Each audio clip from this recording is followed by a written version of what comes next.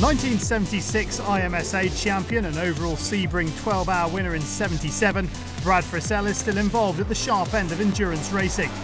Now happily retired, he keeps a close eye on his two boys piloting the number 9 car for Action Express Racing.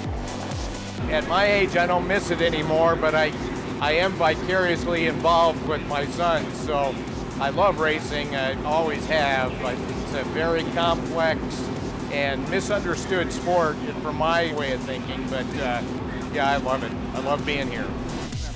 Despite taking an unusual path, there was a sense of inevitability that the Frisselle boys, Brian and Burt, would end up in some form of motor racing.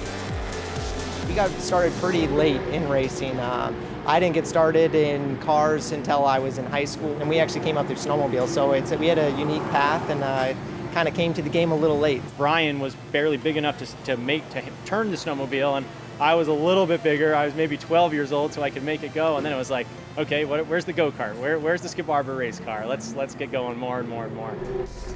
If the Frisselle brothers were destined to follow in their father's footsteps, it certainly wasn't his chosen career path for them. I tried to discourage them, but that's kind of hard to do when you're watching the Indy 500 every year and you're taking them to races, and I don't know what I was thinking.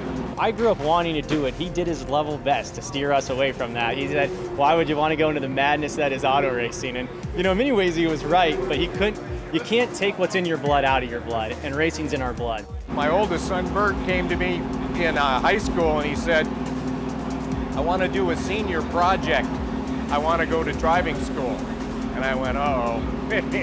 And from then on, it's history. He made a huge mistake when he bought us snowmobiles, because all you're doing is just saying, hey, here's an engine, what do you think of that?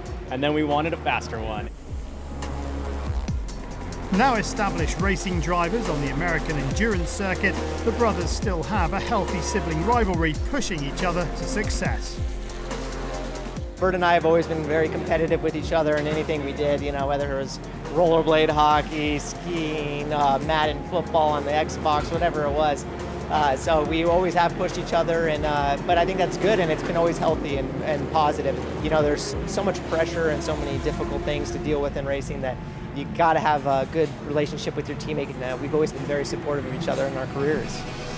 As part of the Action Express racing family, the Frisselle brothers are firmly at home with teammates Barbosa, Fittipaldi and Bourdais at the number 5 car, which is currently leading the Tudor United Sports Car Championship.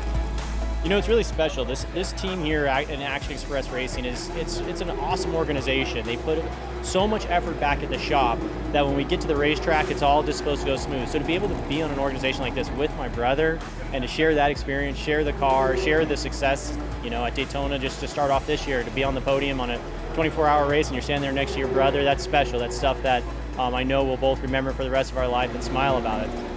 I have the greatest amount of admiration for them because the cars they're driving these days are very difficult. They're at the highest level, really, in prototype racing in the world, and how could you not be proud of them, right? They're with a fine team where they're admired and wanted, and there are probably only 4 or 5 teams in this paddock that are really capable of providing a competitive car week after week, and Action Express is one of those. So they're making a living doing this, and that's like a dream come true for any race car driver.